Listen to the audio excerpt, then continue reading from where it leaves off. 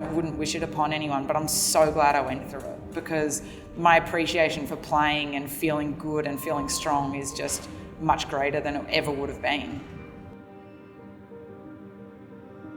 I'm Emma Checker. I'm a centre back. I've just finished a season in the W League with Melbourne City. We were fortunate enough to have some massive success in winning the double. We won the premiership and the championship, which fortunately has allowed me the opportunity to now head to France and play in the Division 1 over there. Yeah, I grew up in a family that was very sporty, and we were fortunately, exposed to playing everything and working out what our niche was. But I didn't work that out until a little bit later, and I wasn't 15 until I actually really knuckled into choosing football as my number one sport. I just knew at that tournament, I was at Nationals in Coffs Harbour, and in that tournament I just really noticed a change in the way that I viewed football, and my love for the game really changed. When I was 19, I was playing for Canberra United and tore my ACL.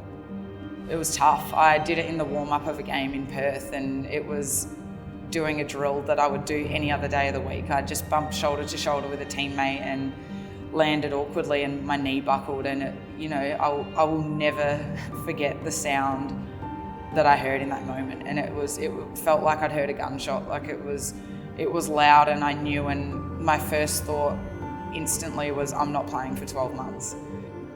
Missing 12 months of playing was heartbreaking, and the process was rocky, like any part of a career, or it's not just football, that's life. Life is up and down, and that for me was the biggest down part. And I think, I reflect on it all the time, because it's really shaped who I am now, and in such an amazingly positive way. And the hardest part was that wasn't the end. I came back from that and I moved to South Korea, which was an amazing opportunity, which felt like a reward for the grind of being out for so long.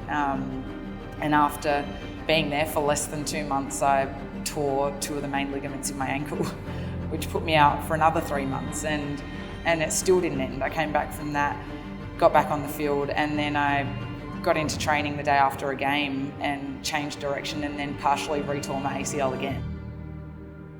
Those 2 years were really tough.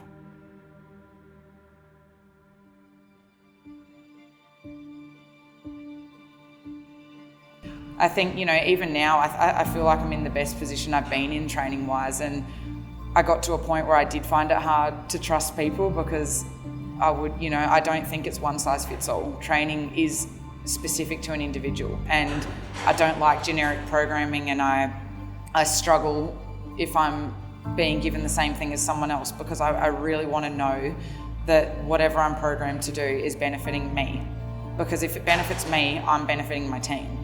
So yeah, it takes a lot, but I think now, I love training here, and I feel like I'm in a place where I'm being treated as an individual, in the sense that everything is specific to me, and my body feels great, and you can feel the way that it changes how you play when you're on the field.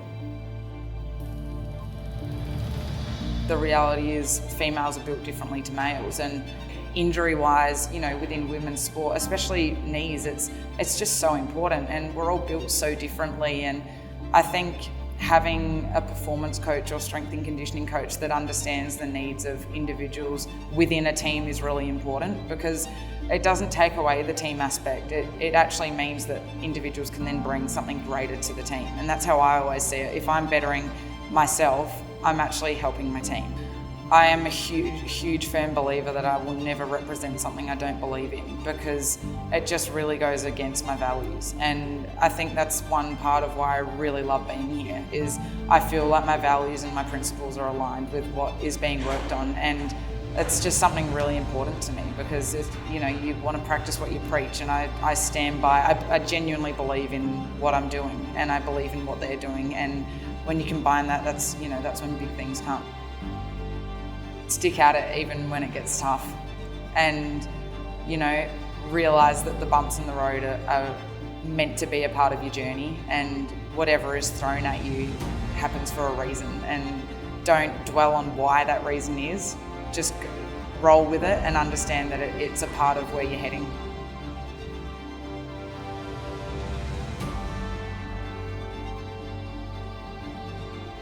I want to be remembered as being a good person.